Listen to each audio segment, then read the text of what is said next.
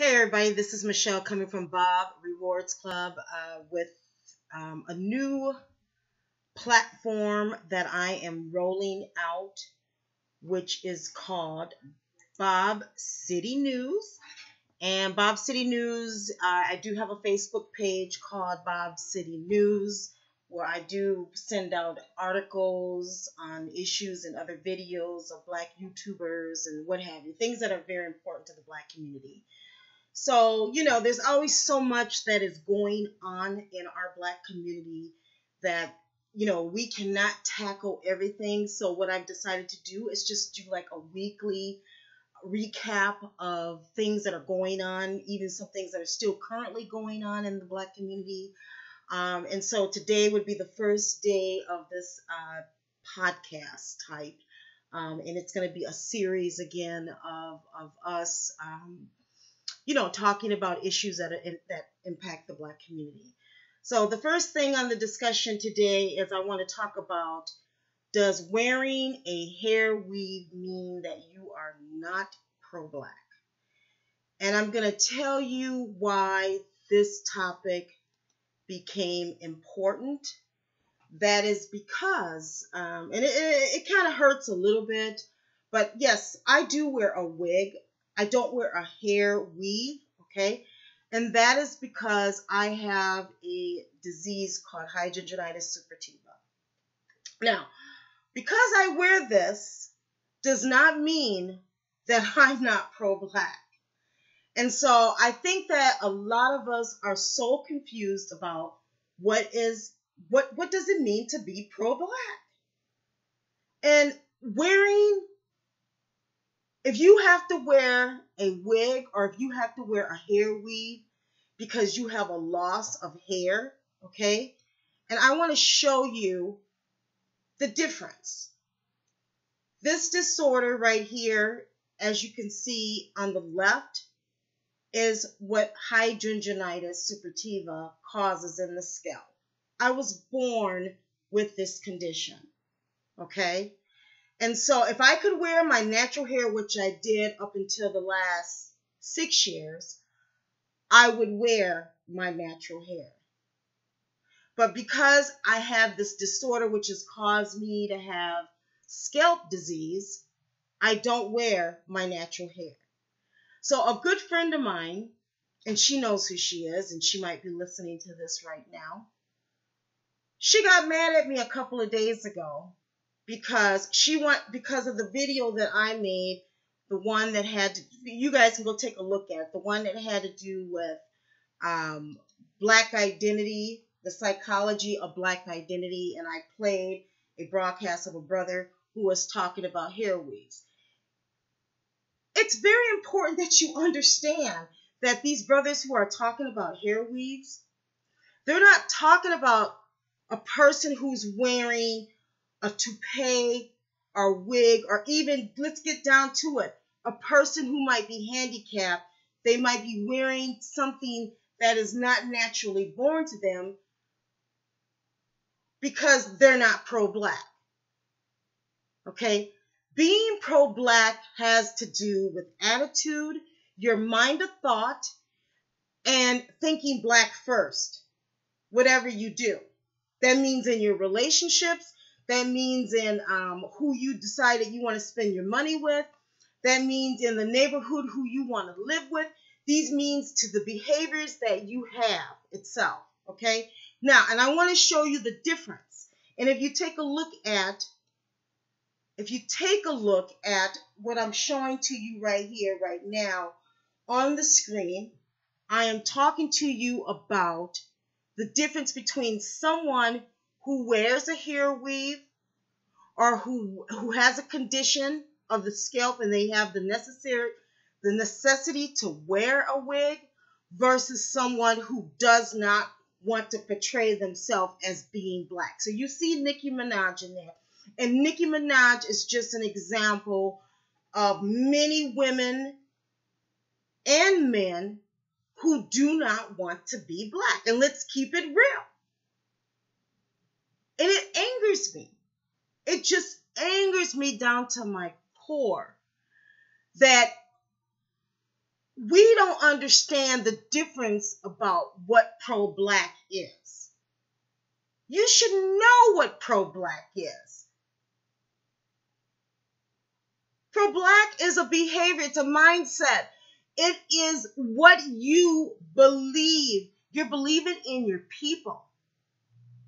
And if you detach yourself from who you are from your people, there's something wrong with that.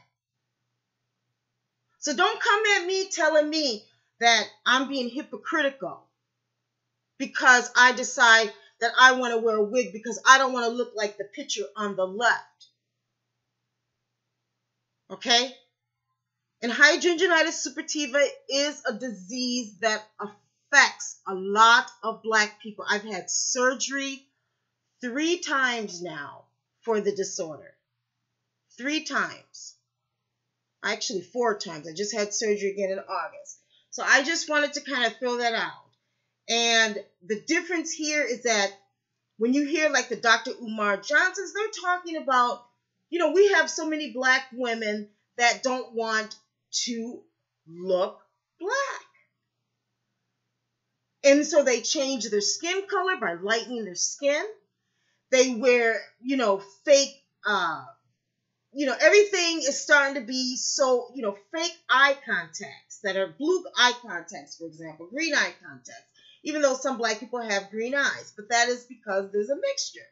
Okay? So I'm not downing. If you want to wear hair weave, that's your business. But when you're trying to portray yourself as being something that you're not, then to me, that is another issue. And that's when I say, hey, we need to look at who we are as a Black person and do we really like ourselves? Another thing, a point that I want to bring out about the whole thing about coloring the hair to be blonde and changing who we are. Okay, I have an article here and I want to read it to you and I'm going to share my screen. But there's an article here that I want to read to you. But I do want to make the point out, too, is that women have been doing this for years, okay? And what comes back to memory for me when I think about women who wear blonde hair is I think about the Jewish Holocaust, okay? I think about the women who back at that time and the people who lightened their hair color because they didn't want to be looked as a Jew.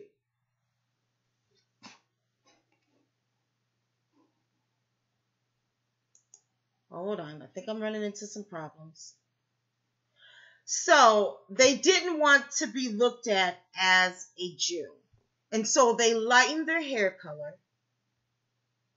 And they lightened, they portrayed themselves. And that's what I see what's going on in America right now. And I see it as an epidemic of us having this self-hatred that we have, okay, for ourselves. And that's what I mean when I talk about wearing a hair weave.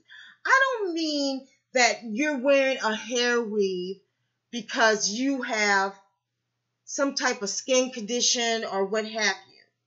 I'm talking about you're wearing a hair weave or you're wearing a wig because you don't want to show the world the bad ugliness of what your condition has caused. And I don't see anything wrong with that. But if you're wearing it because you don't want to be Black or you're showing that, another side of you that is, because you don't want to be Black, then that's the problem.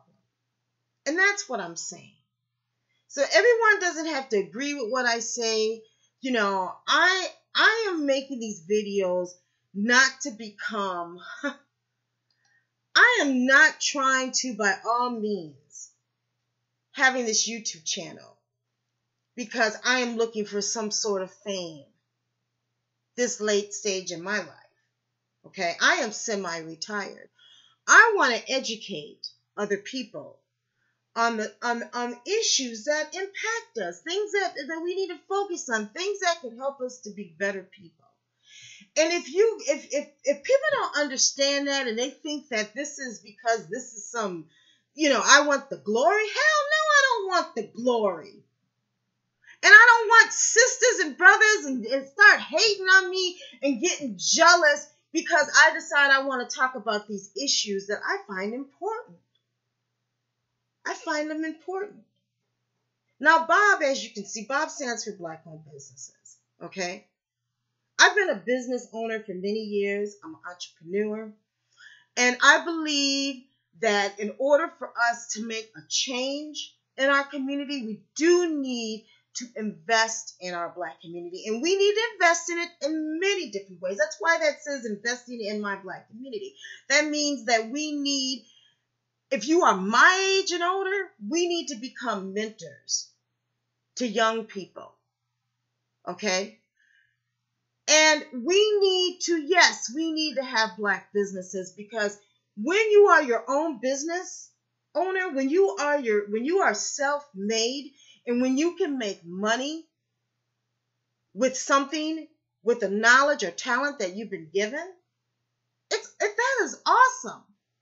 You don't have to be subservient or inferior to anybody anymore. You don't have to have this dual personality where you want to be Black when you come home and be white when you go to work. You don't have to worry about offending other people so much. Okay? You have control of your destiny. And not to mention that you are an asset. When you have a business that you can make money and you have something that customers want to buy, you have now created an asset for yourself. So that's the importance of Black business. And that's just in a quick synopsis. So I'm not trying to defer with that, but I want to talk about issues, like I said, that are important to the Black community.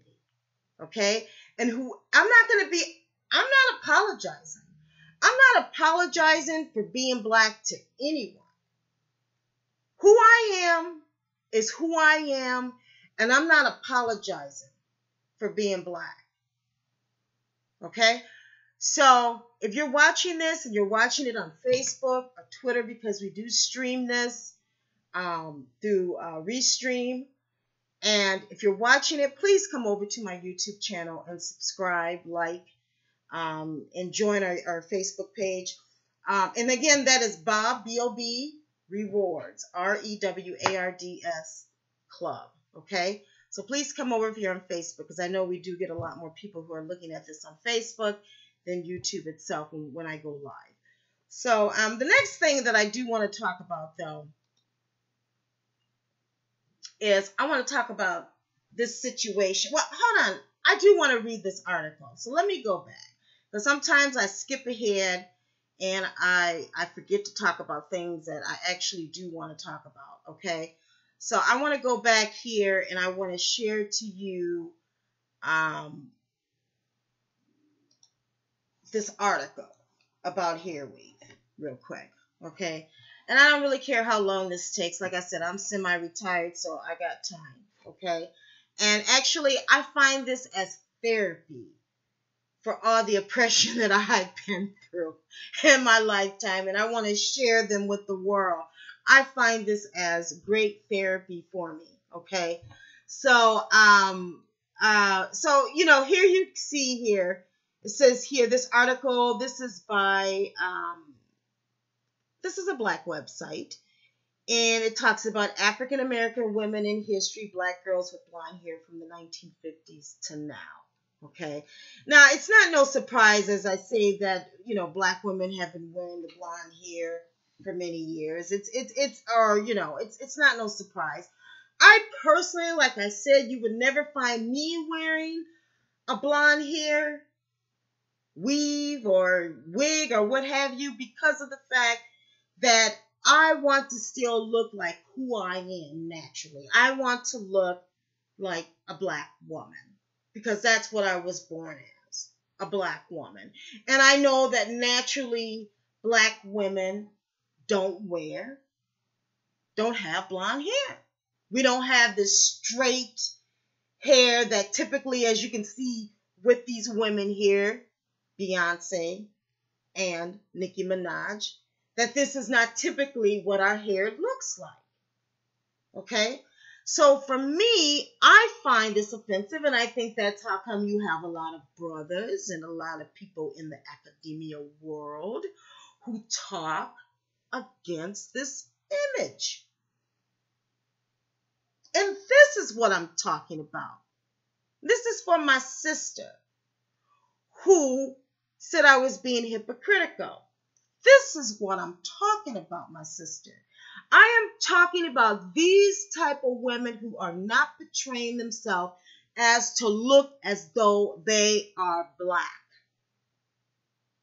And this is what I mean. So I'm going to just read this article a little bit more. I mean, you can go take a look at this stuff. I mean, you guys know what's going on. But here it says here in 2012, they analyzed DNA samples from indigenous Solomon. So he's talking about how blonde hair has been, and yes, some blonde hair. But when we have this imagery of women who are trying to portray themselves as being something that they're not, or want to be something, this is much different from the Aboriginal people that are come out of the New Zealand, Australia area, those people. This is different from those Africans that when they get in the sun, their hair will naturally turn the colors of red and blonde. Okay? So if you are confusing the two, there's something wrong with your thought process, and you need to go do some more research and critically look at the difference here. Is that there's a difference between a black woman who is particularly wanting to look as though she is not black, want to portray herself as being something that she is not, so that she can move more, quote unquote, be more successful in this society that looks at dark skin as being bad. Okay? There's a difference here. Now, if you were born and your hair naturally turns blonde, so be it. Wonderful. That's who you are. But I think what our academia and what I'm trying to say is that people who go around again and portray themselves as being something that they're not, that's the problem. That is the problem.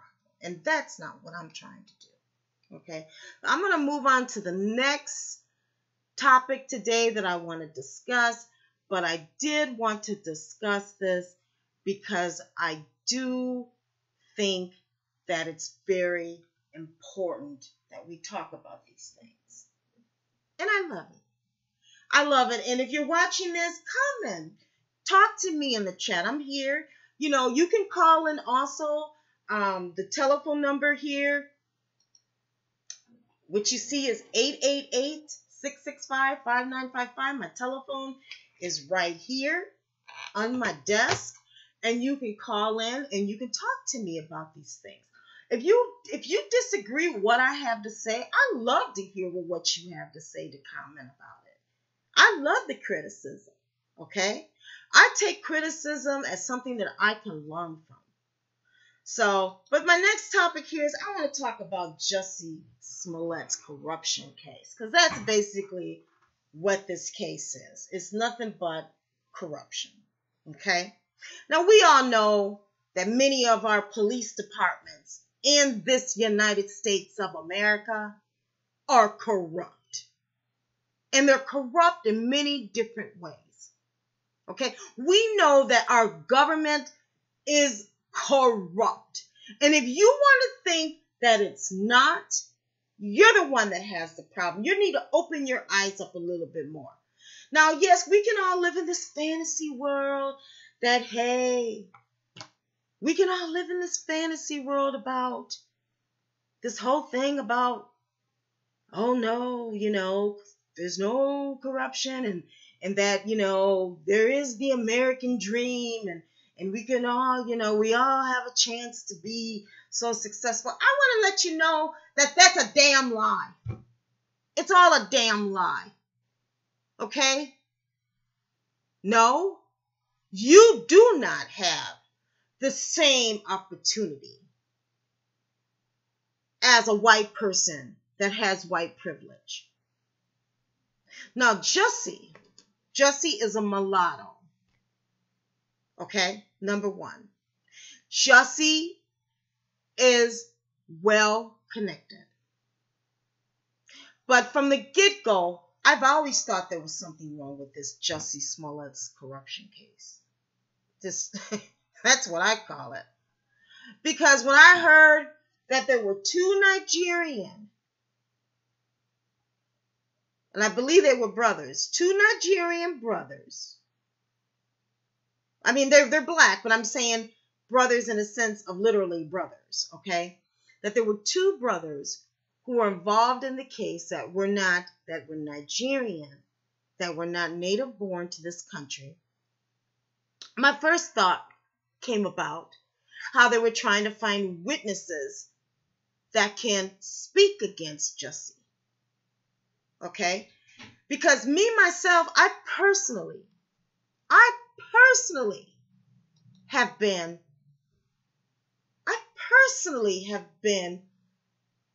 attacked by the justice system. I was charged with charges and had to pay $15,000 to a white Jewish attorney who told me that he was happy that he got my money that I had to pay him to defend myself in a fucking corrupt justice system, okay, for charges that I did not even do. They charged me with some bogus crap of,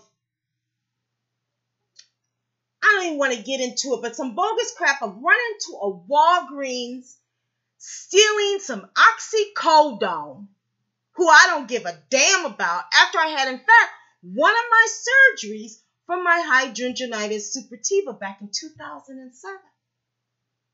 They came after me because I won a previous case. So see, this is what happens to black people who are like me. Black people who speak out against the system. And I am ranting right now because I'm so upset.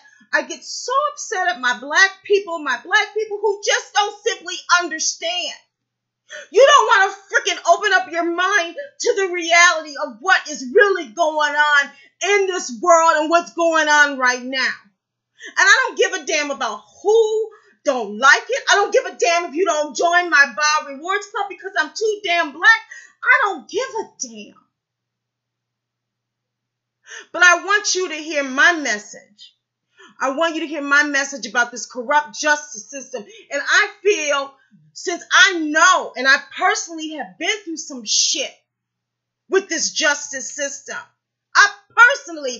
my voice has been, my voice has been trying to be censored. You try to make me look like I'm not worthy. You try to make all black people, after you bring your justice system on us black people, you try to make us black people look like we are not important anymore to our black community. And we have so many black people that buy into this bullshit.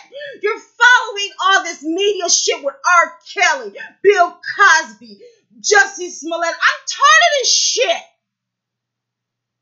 I'm downright tired of it. And so I'm talking to all of y'all. I'm talking to y'all black YouTubers that are out there making all these videos. Y'all want to go, now y'all going to be hypocritical. You're going to, before you were making all these, we're talking about Jussie Smollet, he's guilty. This story don't sound, yeah, the story sounds crazy. But then I think the story has some truths to it too. Okay? And I have seen where police departments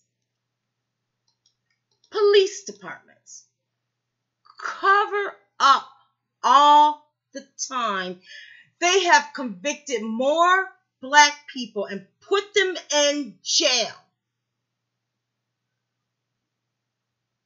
by witnesses. And you can go research this and do the research yourself. You will find that most of the cases where they're convicting these black people and putting them in jail is because of another witness.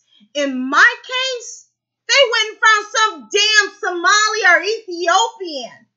A fucking another immigrant, my brothers and my sisters. And that's why I say when I hear about these Nigerians and these people who they're going to find as witnesses or whatever, even if Jussie did have something to do with it, he said they couldn't prove that the man's $3,500 check, his $3,500 check was not legit. He even said that in his interview that he gave yesterday when he said they could not prove that. That's how come they dropped that frivolous case. So don't think about, oh, Michelle Obama, she did this, she did that. I don't think Jussie should have. 16 counts of a felony, my brothers and my sisters. Come on now. They were trying to really give it to, you got the mayor of Chicago, Rahm Emanuel, who literally, in all of his puppets, okay, because that's what they are. You look at these brothers here, look at this picture. Okay? Now, I don't find anything wrong with, if you want to be a black politician or if you want to be a black police officer or what have you, but what you need to think about is black first in whatever you do.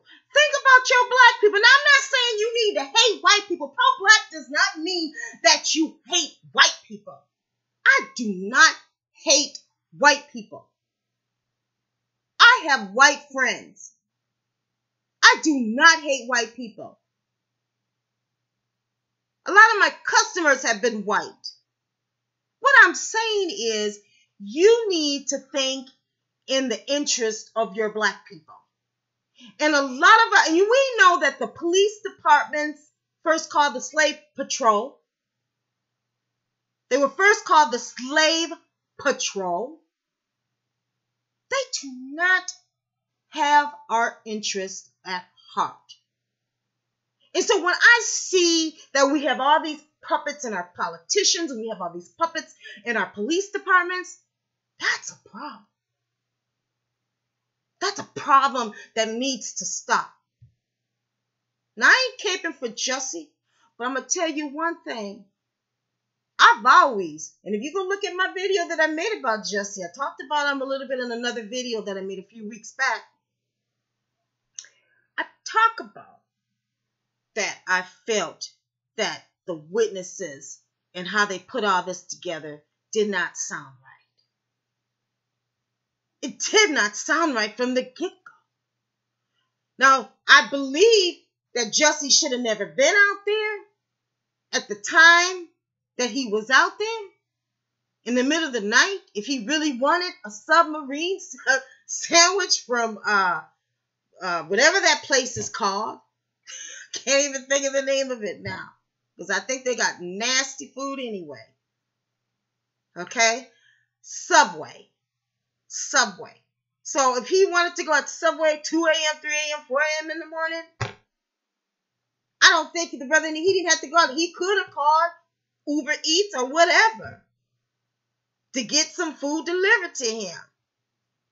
So I do think that there's flaws in that, and that's why so many of us just latched onto the story, because we couldn't understand why this brother was, out in the middle, wee hours of the morning, okay, trying to get him a subway. And then he was tried, and then all of a sudden he's being trialed in the media. This shit is wrong. It's wrong, people. It's wrong. Okay? So that is what I want to talk about. Now, my next story, and like I said, this is Bob City News. Please, if you're looking at this on Facebook or, please come over to my YouTube channel. Subscribe, like it, share this video, or what have you. But this is raw. This is information. This is me of talking to you all, bringing to you my editorial on what, I see what's going on in the Black community and things that are impacting the Black community. Okay. And this is all part of my, this is all a part of my Bob Rewards Club, which you can be part of course. Go to bobrewards.club if you guys want to find out more about what that is. But, I want to bring to you guys these stories that I find that are important. So the next thing I want to talk about here is Dallas. Dallas, and you guys saw the just recently in the past week we've had a assault on a Black woman, of course, by Austin Sheffield in Dallas in the deep Ellum neighborhood. It is an area. I lived in Dallas for over 10 years. My husband is from the Dallas area. I've got a lot of family in the Dallas area, so I'm very familiar with Dallas. Okay. And so you guys probably all saw the video where the guy, he was a bartender at the, can't remember what the name of this bar. It's called something like it's a barbershop, something tight in barbershop. I'm going to bring up this article and let you guys look at this video. But what I want to talk about is the angle of this. And you know what? I copied this, so excuse that little thing down there below about there's another corruption case by the Chicago Police Department. So, but, I want you guys to take a look at this video here.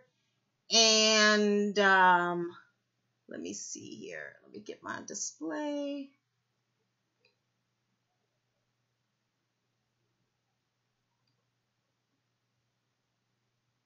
Just a second here. So the thing is that I want you guys to know that this area called Deep Ellum is a historically Black area, okay? And it dates all the way back to the 1900s, okay?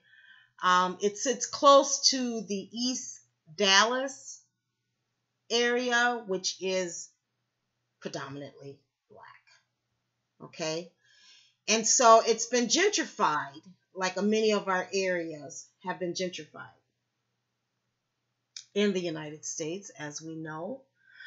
And it's been gentrified to the point where they brought in all these bars, all these trendy places that a lot of our youth like to go to, and there's nothing wrong with that. But I just want you to know the history about the Deep Ellum area in Dallas, okay? So now you have all these trendy bars, and this particular bar, again, I think it's called the Hoot and Tight Barbershop. So I want to share this video with you all. And it's not about the incident that happened with the young Black female who, to me, she should have never got out, trying to fight this white guy. However, we have a problem with all these white people who, quote unquote, look at this guy. Look at this guy. He doesn't even, I don't know what it is when I see a lot of these white guys now wearing all these beards. I don't know, these beards and all these tattoos and all this, it looks to me like what I would quote in my head as being a white supremacist. Now, some might disagree with what I say there, But if you notice, a lot of these white guys who are white supremacists, they all to me have these beards. They have these long, grown-out beards. Okay, and so to me, I don't know if this is some type of, as I said, some kind of symbolism of them being in their white brotherhood or something like that. But I think that there is some type of connection there. Okay. So I wanted to bring that out about the Deep Ellum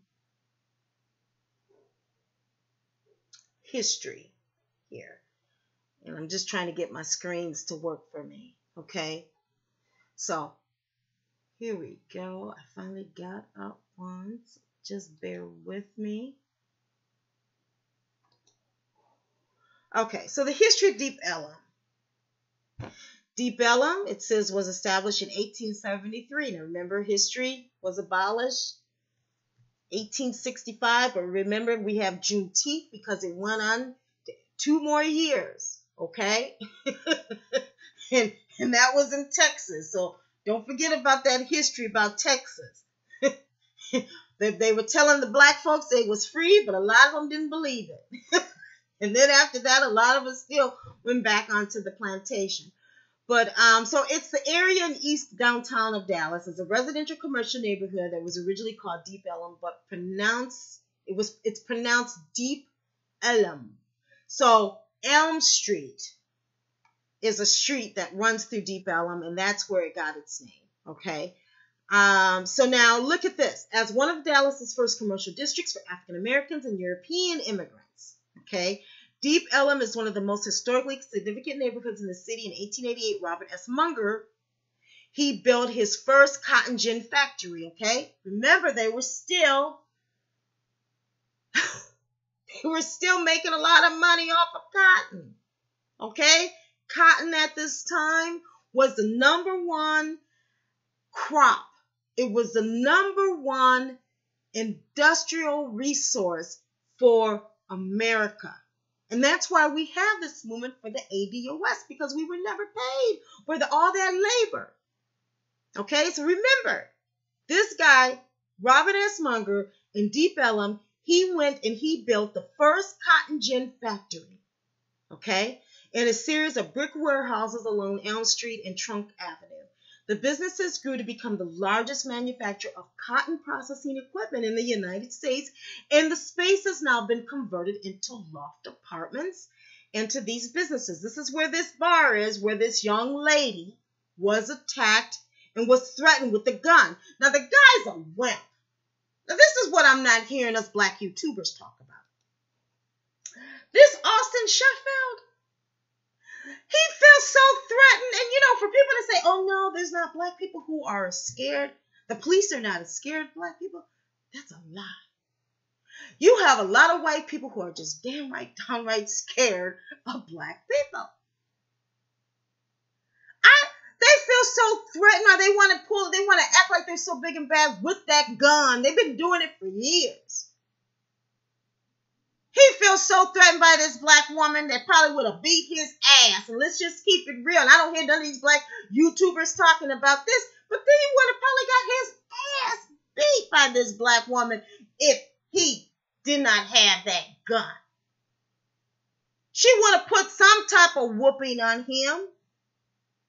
Now, he clearly had the upper hand. He did punch her. He is a man. He had no business hitting on her. And I hope that they throw the book at him. But remember, he's got white privilege, so we don't know how that's going to turn out. My point that I'm trying to make here is that we are being infiltrated in more than a lot of different ways. Okay? This neighborhood that was once historically black sits very close to an almost all black area in Dallas, was gentrified, and now you're simply not welcome. Let's just keep it real. You're not welcome in that area anymore, my brothers and sisters. Okay? That should make you think about whether or not do you want to be even around this scene? I don't think that we need to be putting ourselves in danger. Okay? Because as we can see that I bet anything they're going to lower this guy. He's only been charged with misdemeanors. Let's keep it real. Like they charged Jussie with 16 felony counts. They charged this guy with only misdemeanors. Which most misdemeanors say you're only going to be in jail for 90 days if you go to jail. So, I just want to keep this real about, where you're thinking and how you should think. You might not agree with what I'm saying, but this is what I see. This is some of the stuff that I see that's happening. And so we need to kind of look at some of this stuff, and this is what I say about if you're being pro-black, do you need to patronize an area where they don't want you to be? Where they're pretty much taking it from you? And then you can have some white guy who has the right to carry a gun, and he could pull it out anytime he wants because he feels threatened. So that's what I'm saying. Just think about it. That's all I'm saying. That's all I'm saying. Okay? And I do, like I said, I just kind of want to bring that out. I just simply wanted to bring that out about that. Okay? I'm not going to play the video because if you want to go look at, the bar where this young man was working at, you can go take a look at that yourself. So I encourage you to go do your own research. Now, there's another story that I want to talk about, and it involves this guy whose name is Karle Robinson. Okay? And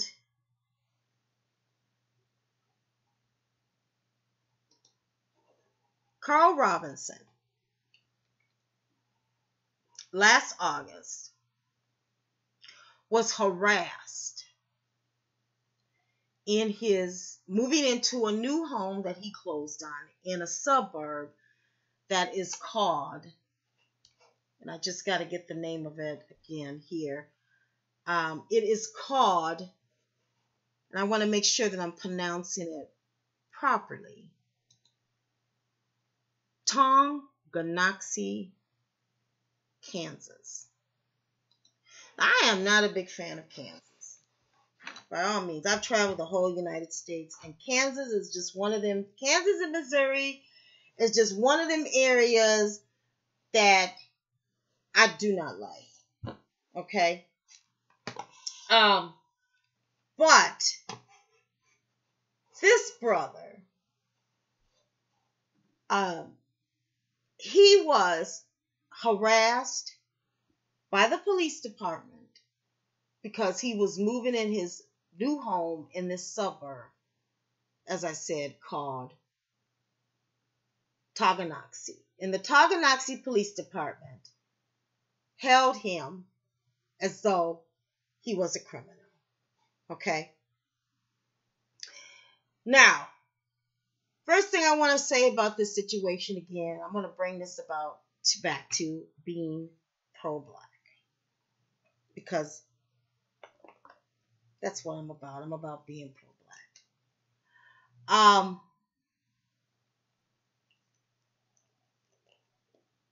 First offhand, this area that he was moving in is something like 90-something% white. And I'm like, why would you want to live in this community and be harassed?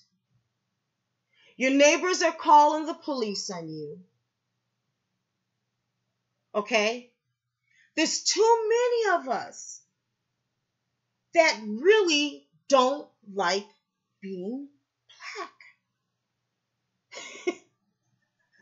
I mean, so anyway, the ACLU,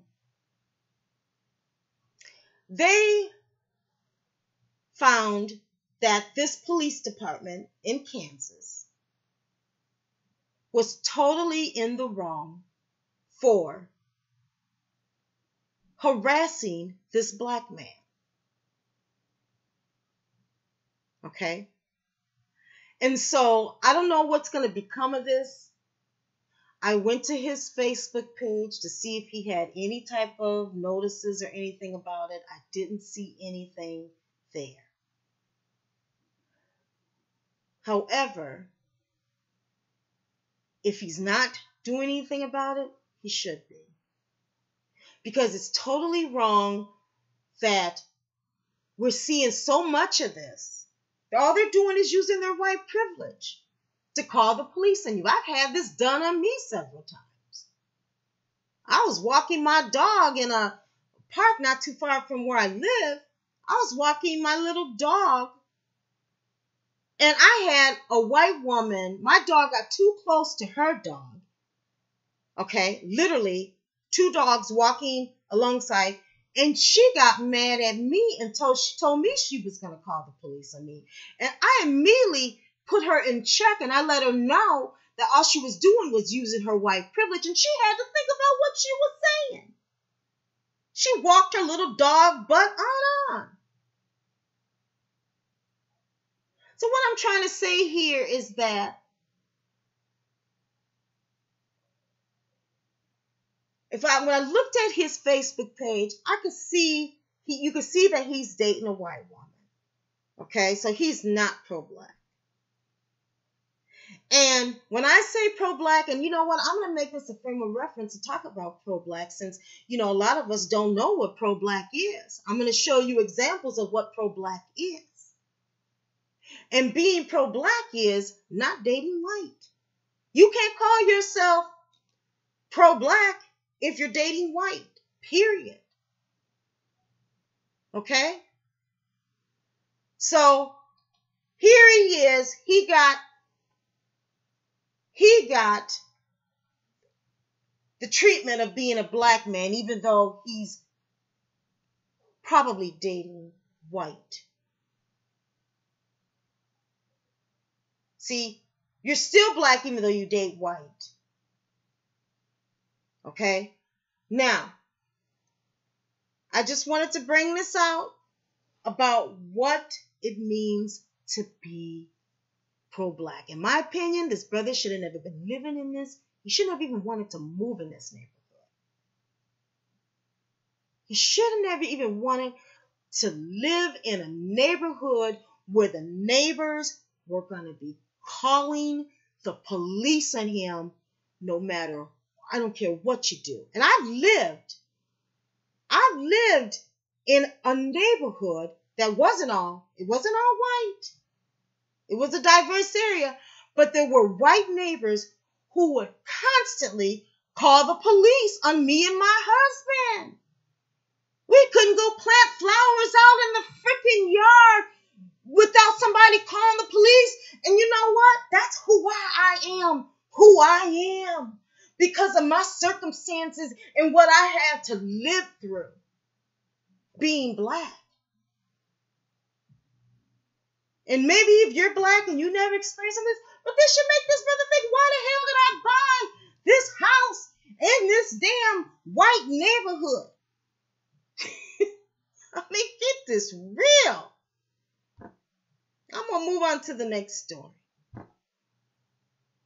Now, I want to talk about this ADOS movement and reparations just briefly, and then I'm going to end my video here. But I want to talk about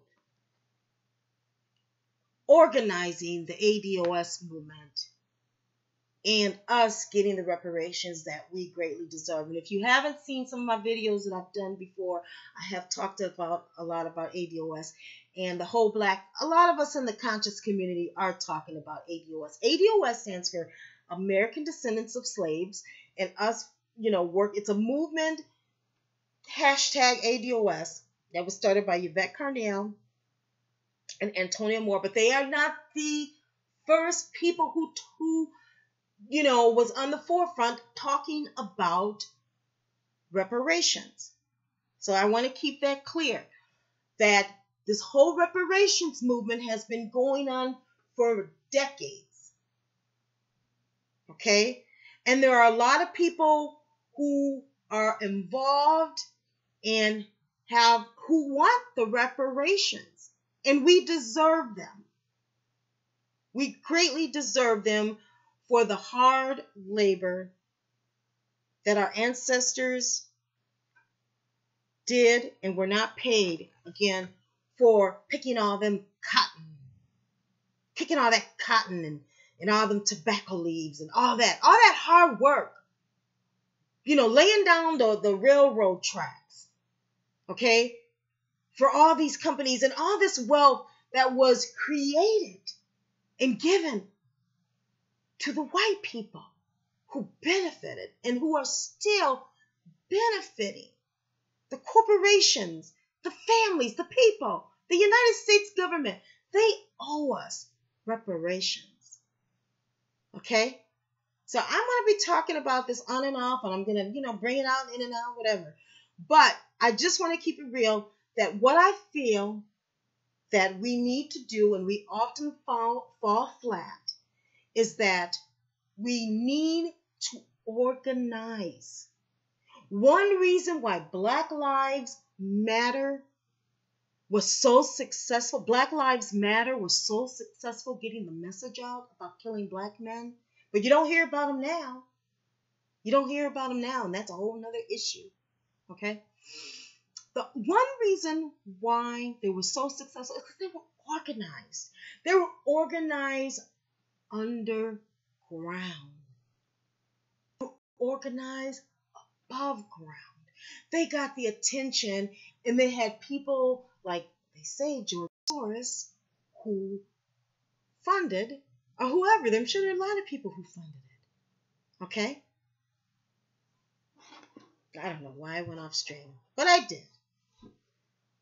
So I'm going to come right back. Cannot believe it.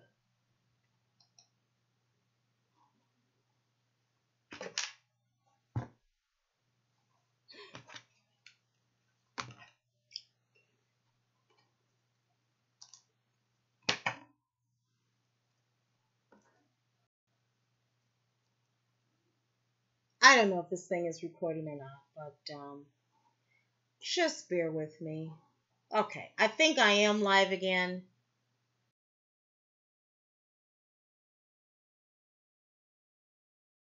It's telling me I'm offline on YouTube, but I'm going to go ahead and, okay, I think I'm live again. All right, so you know what? I don't know how that happens, and I do believe that YouTube does mess with these people's videos, okay?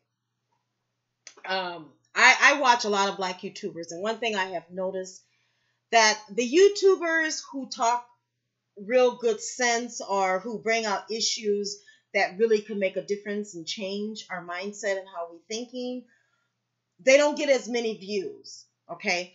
They don't get as many likes and stuff that really makes good sense, but it's I'm talking about in the Black conscious community, those YouTubers who talk about issues that are in the Black conscious community, because you have a lot of Black YouTubers that are not focusing on conscious community topics, okay? And I am a conscious community Black YouTuber. At least I have been for the last couple of months. And you know what? It's wonderful. Like I said, it's therapy for me. But I do wonder, like I follow some people like Keith Newsom, and I follow quite a few people. And I noticed that he doesn't get as many views. They've taken down his channel several times because he speaks really what he wants, the truth about what he wants to speak about. And so I just want to bring out, the things that I be having sometimes with my technical problems. When I get cut off like that, it makes no sense why I'm getting cut off. And the only thing I can say is that it's YouTube that has been cutting me off. So if I got to make part 1, part 2, or part 3 of this video, then I'm going to go ahead and make that, okay?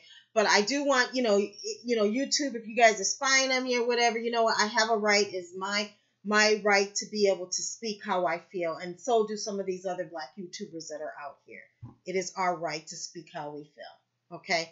So, okay, the other thing that I wanted to talk about, like I was saying, with this ADOS movement, you all, is that we do have to organize with the ADOS movement.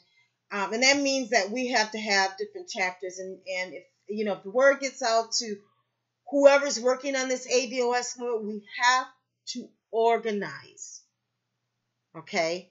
And we have to have marketing, and we have to have groups of people that are going to do the lobbying, who want to speak, to get people on board of all of this. Okay? And we have to change a mindset and a way of thinking about it. Okay? Because it is deserved. Okay? And we can't have these infiltrators. We can't have people who are coming into the movement for their own personal reasons. It has got to be about us focusing on what's best and us getting it for the entire group, not for one's self-individualistic person who comes into the movement for themselves. Okay, so that's all I wanted to say on that. And again, if you watch my video, or if you don't, or if you run across this, listen, please go ahead and subscribe to my YouTube channel, which is Bob Rewards Club. Okay, and also go check us out at bobrewards.club. Okay, so hey, talk to you guys soon. Please like, share this video. Thank you for watching. Have a wonderful, wonderful day.